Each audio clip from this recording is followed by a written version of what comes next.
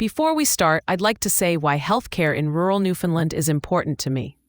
A few years ago, my mom had a heart attack in a small town, and after calling 911, it took nearly 90 minutes for EMS to arrive. We later learned that they only have one ambulance for a 500-mile radius.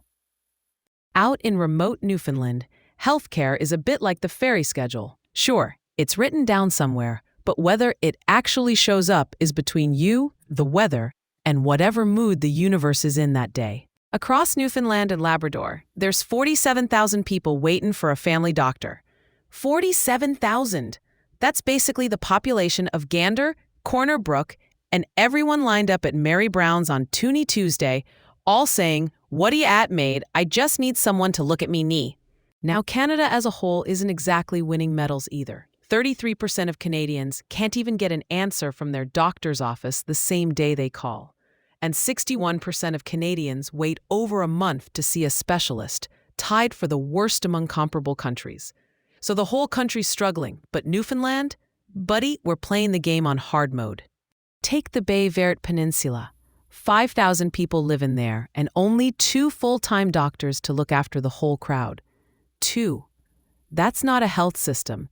That's 2 poor souls running around like they got a wasp in their jacket. Meanwhile, across Canada, 34% of adults saw a specialist last year. But out here, half the time you're lucky if you can see anyone who's not on a screen. And if you live remote, your nearest hospital might be an hour away.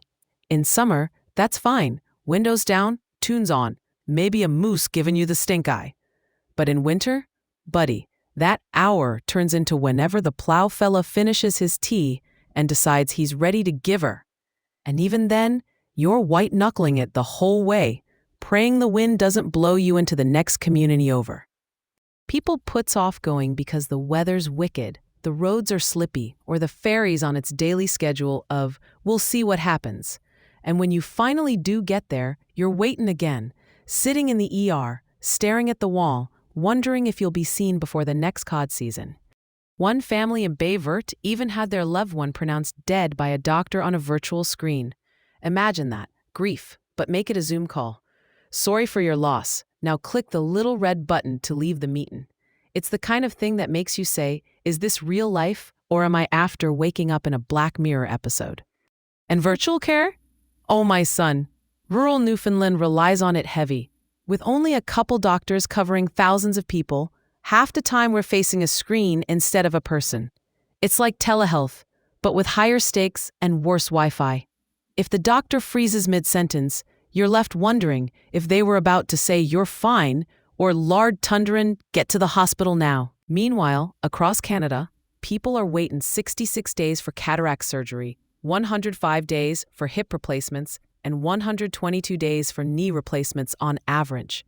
But out in rural Newfoundland, that's if you can even get the referral in the first place. Now, the government is trying. More telehealth, more residency seats, recruitment incentives, partnerships to reduce surgical backlogs, and probably a few whispered prayers into the nor'easter. But progress is moving at the speed of a skidoo that's after running out of gas halfway to the cabin. And the thing is, none of this is news to the people living it. Newfoundlanders are tough, tougher than a $2 steak. They've survived storms, resettlement, cod moratoriums, and the emotional trauma of cheering for the Leafs. They'll survive this too, but they shouldn't have to do it alone.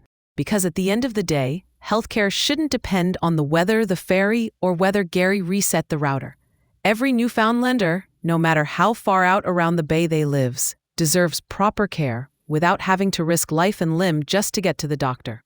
So here's hoping that with a bit more investment, a bit more creativity, and maybe a few more doctors who don't mind moose traffic, we can build a system where everyone gets the care they deserve.